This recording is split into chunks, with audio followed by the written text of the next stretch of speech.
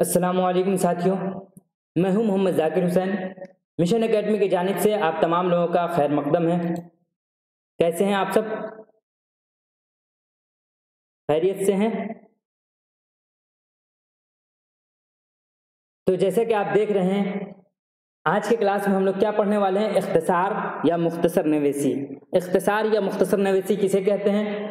तो किसी बड़ी इबारत को, मजमून को, ठीक है, या बड़ी लंबी चौड़ी बातों को कम लफ्ज़ों में कह देने को क्या कहते हैं? इख्तिसार कहते हैं। और कम लफ्ज़ों में लिख देने को क्या कहते हैं? इख्तिसार नवेसी कहते हैं या मुख्तसर नवेसी कहते हैं। तो आज का ये वीडियो आपके लिए काफ़ी अहम होने वाला है, क्योंकि इससे 10 नंबर का सवाल आपके इम्तिहान में आने वाला है। 10 में से आप अगर 8 लाते हैं, 9 लाते हैं या बिल्कुल 10 लाते हैं, तो ये आपके लिए, आपके रिजल्ट के लिए काफ़ी अहम रोल अदा करने वाला है। तो चलिए वीडियो को शुरू करते हैं, क्लास को शुरू करते हैं। मुख्तसर नवेसी में किन किन बातों का ख्याल रखना चाहिए? सबसे पहले है कि किसी लंबी चौड़ी इबारत, किस्सा, ठीक है, इबारत, किस्सा, वाक़या को कम से कम अल्फाज में लिख देने का नाम क्या है? इख्तिसार नवेसी। आपको अभी बताया गया, किसी लंबी चौड़ी इबारत, किस्सा, वाक़या कम से कम अल्फाज में। तो ये जो कम से कम अल्फाज है, इसकी भी हद है। ऐसा ना हो कि अगर आपके पास एक सफ़ा है जिसमें से 200 अल्फाज हैं और उसको आपने 10 लफ्ज़ों में, 10 अल्फाज में मुकम्मल कर दिया, तो इस तरह से भी नहीं करना है। इसका भी एक दायरा है, ठीक है, वो आगे आपको मालूम चलेगा।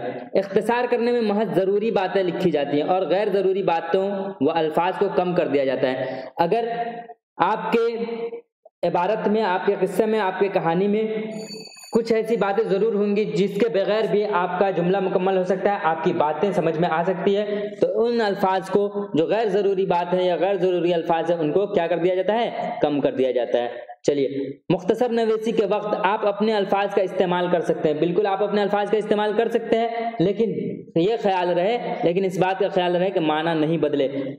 इस तरह के अल्फाज आप इस्तेमाल करेंगे कि उससे इबारत का माना तब्दील न हो, माना बदले नहीं, ठीक है। इसके बाद क्या है? मुख्तसर नवेसी में इक़्तिबास को तकरीबन 1/3 कर दिया जाता है। देखिए, ये काफ़ी अहम पॉइंट है, ठीक है, ये जो नुक्ता है ये काफ़ी अहम है। इसमें क्या किया जाता है? इख्तिसार नवेसी में तकरीबन 1/3 कर दिया जाता है। तकरीबन 1/3, ठीक है, 1/3 नहीं बल्कि तकरीबन 1/3। इस चीज़ को ध्यान से सुनिए। तकरीबन का मतलब क्या होता है? लगभग, ठीक है। सबसे ऊपर जो कहा गया है, वाक़या को कम से कम अल्फाज में लिख देने का नाम, कम से कम का भी एक दायरा है, और ये दायरा क्या है? तकरीबन 1/3 यानी 1/3, ठीक है। अगर 100 अल्फाज आपके इबारत में है तो उसे 3 हिस्से में डिवाइड करेंगे, 33.33 आएगा, यानी कि 33, ठीक है, 33 हुआ, ठीक है। 33 अल्फाज में आपको मुकम्मल करना है। तो अब क्या करना है? 33 में ज़रूरी है क्या? नहीं, बिल्कुल ज़रूरी नहीं है। 33 के बदले आपका 30 भी हो सकता है, 35 भी हो सकता है, 32 भी हो सकता है, 31 भी हो सकता है, 34 भी हो सकता है, ठीक है। इस तरह से कुछ भी हो सकता है। तकरीबन 1/3 हो गया ना। तो उसके बाद क्या है? इबारत के अल्फाज को गिन लेना चाहिए, उसके 1/3 अल्फाज में मफहूम अदा करने की कोशिश करनी चाहिए, ठीक है। ये सबसे आसान तरीका है। 200 अल्फाज हैं तो इसको आपके गिनने के बाद 200 आया, इसके 3 हिस्सा में डिवाइड कीजिए, ये कितना हो जाएगा? 66.66 हो जाएगा। तो अब यानी कि 66 हुआ, तो आपका जो इख्तिसार होगा वो 60 से ऊपर जाएगा, 70 के नीचे जाएगा, ठीक है। तो इस बीच में आपका इख्तिसार बिल्कुल 1/3 के तकरीबन हो गया, 1/3 के करीब हो गया, ठीक है। बात समझ में आ गई? मफहूम की अदायगी में ज़रबुल अमसाल, मुतरादिफात और मुहावरों के इस्तेमाल से परहेज करना चाहिए। समझ में आ गया? जब आप अपने इबारत का इख्तिसार कर रहे हो तो वहाँ ज़रबुल अमसाल का इस्तेमाल ना करें, मुतरादिफ अल्फाज का इस्तेमाल ना करें, मुहावरा का इस्तेमाल ना करें, ये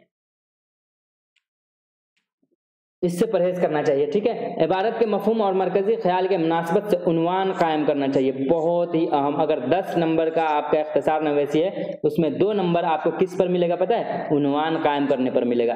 अगर आप उन्वान लिखते हैं तो 2 नंबर, अगर नहीं लिखते हैं तो समझिए कि 8 में आपका मार्किंग किया जाएगा, और 8 में आप जितना आ जाए, लेकिन टोटल मार्किंग 10 में ही होगा, ठीक है। तो उन्वान लिखना आपके इम्तिहान के पॉइंट ऑफ व्यू से बहुत ही अहम होगा, तो उन्वान जरूर लिखिएगा। देखिए, नमूना है, क्या है नमूना? यानी कि मैं एक इबारत लिख करके लाया हूं और उसका फिर इख्तिसार करके।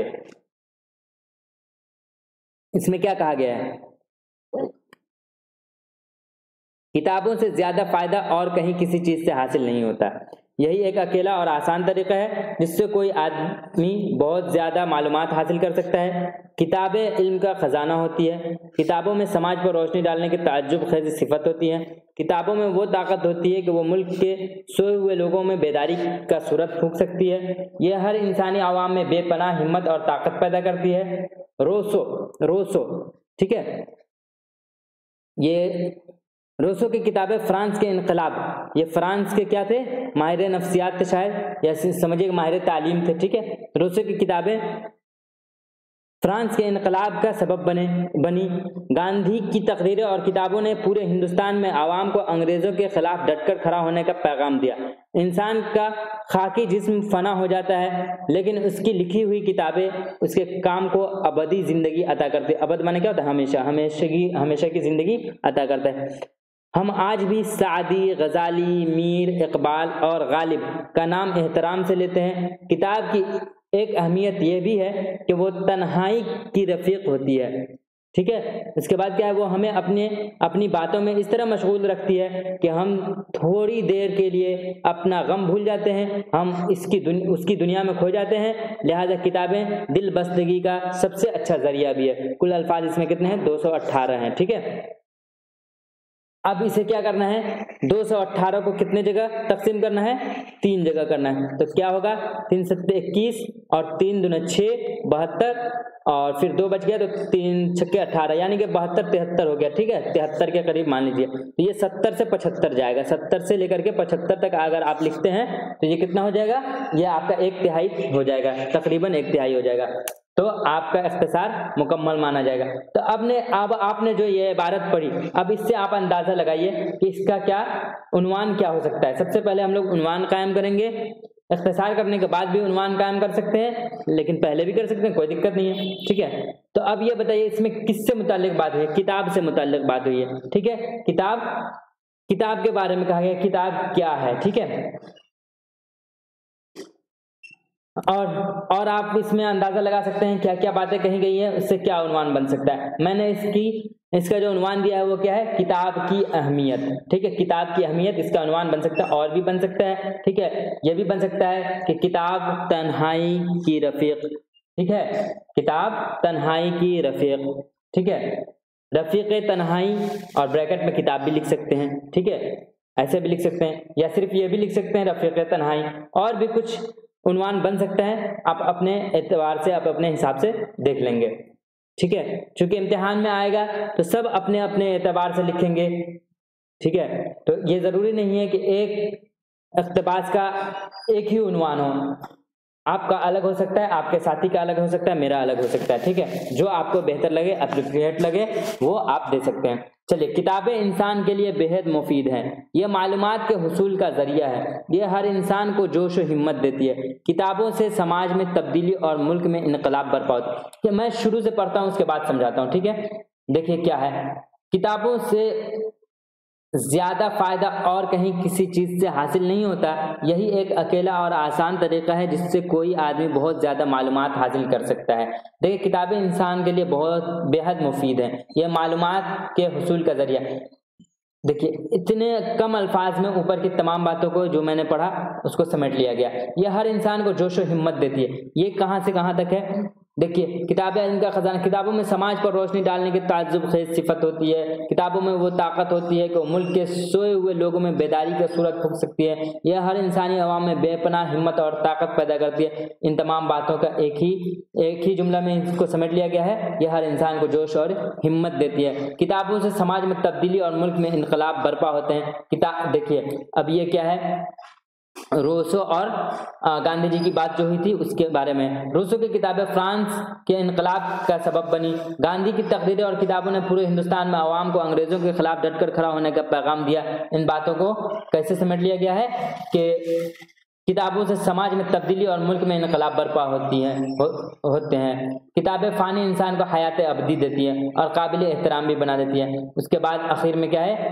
ہم آج بھی سعدی، غزالی، میر اقبال اور غالب کا نام احترام سے لیتے ہیں۔ تو اس میں کیا ہے؟ اقبال، میر، غالب، یہ چھوٹ گیا ہے، سعدی، غزالی، ٹھیک ہے۔ اقبال، میر، غالب، ہاں یہاں سعدی، غزالی، اس کی مثالیں ہیں، ٹھیک ہے۔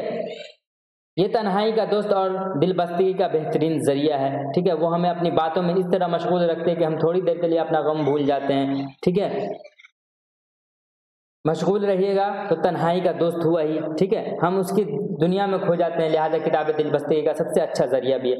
تو ان تمام باتوں کو اتنے کم الفاظ میں، تقریباً 70 سے 75 الفاظ میں اختصار کر دیا گیا۔ دوسرا نمونہ کیا ہے ہمارے پاس؟ مولانا آزاد کو صحافت سے بہت گہری دلچسپی تھی، وہ ایک فعال صحافی تھے، انہوں نے کئی اخبارات نکالے جن میں الحلال اور البلاغ بہت مشہور و معروف کتابیں ہوئی۔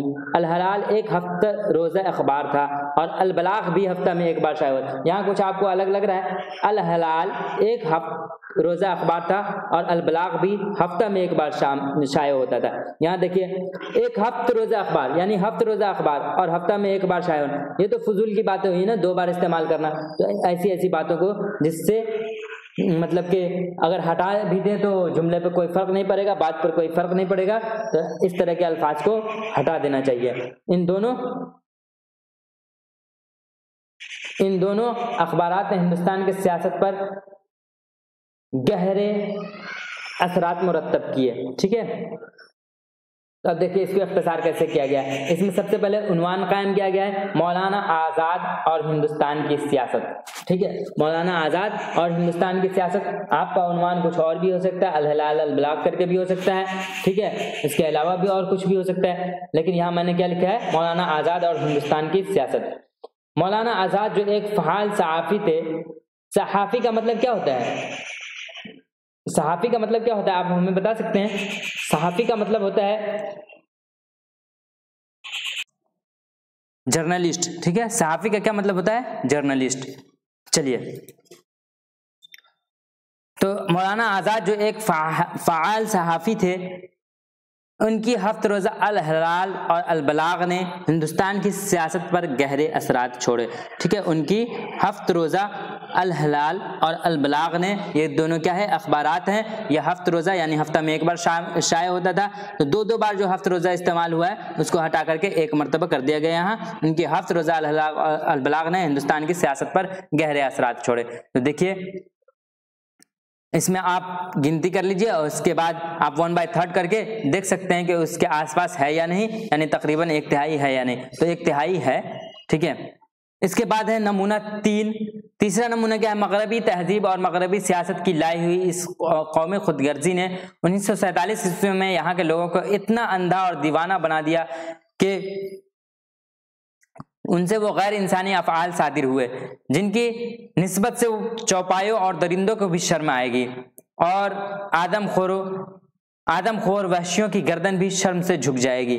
ہمارے ملک میں کتنے غنچے بن کھلے مرجھائے جا رہے ہیں، بچے مارے جاتے رہے ہیں، عورتوں پر ظلم ہوتا رہا ہے، برسوں کی کمائی پھونکی جاتی رہی ہے۔ تو اب اس کا کیا کرنا ہے؟ اختصار کرنا ہے۔ میں تھوڑا چھوٹا کر دیتا ہوں تاکہ ایک ساتھ نظر آئے، ٹھیک ہے۔ دیکھیے اب اس کو اختصار کرنے کے بعد سب سے پہلے تو ہم نے کیا کیا؟ اس کا عنوان قائم کیا، مغربی سیاست کی لعنت۔ مغربی سیاست کی لعنت، آپ کے حساب سے اور بھی کچھ کیا ہو سکتا ہے؟ عنوان ہو سکتا ہے۔ اس میں کیا؟ مغربی سیاست کی قومی خود غرضی نے 1947 میں یہاں لوگوں کو درندوں سے بھی بدتر بنا دیا۔ کئی سالوں تک ہندوستان میں قتل عام ہوا، بچے اور عورتوں پر مظالم ہوتے رہے، دولت برباد کی گئی۔ یہ اس کا کیا ہے؟ اختصار ہے۔ کتنے لفظوں میں ہے؟ تو لفظ میں آپ کو دکھا دیتا ہوں، 1 2 3 4 5 6 7 8 9 10 11 12 13 14 15 16 17 18 19 20 21 22 23 24 25 26 27 28 29 30 31 32 33 34 35 36 37 38 39 40 41 42 43 44 45 46 47 48 49 50 51 52 53 54 55 56 57 58 59 60 61 62 63 64 65 66 67 68 69 70 71 72 73, 74, 75, 76, 77, 78, 79, 80, 81, 82 है, ठीक है। 82 को 3 से डिवाइड कर दीजिए तो 3 दूना 6, इसमें कितना बच गया 2, 3 7 21, यानी कि 27 के आसपास होना चाहिए। तो 25 से 30 के बीच में भी अगर होगा तो कोई दिक्कत नहीं है, ठीक है, कोई परेशानी नहीं है। तो अब देख लेते हैं हम लोग, 24 भी होगा तो कोई परेशानी नहीं है। 1 2 3 4 5 6 7 8 9 10 11 12 13 14 15 16 17 18 19 20 21 22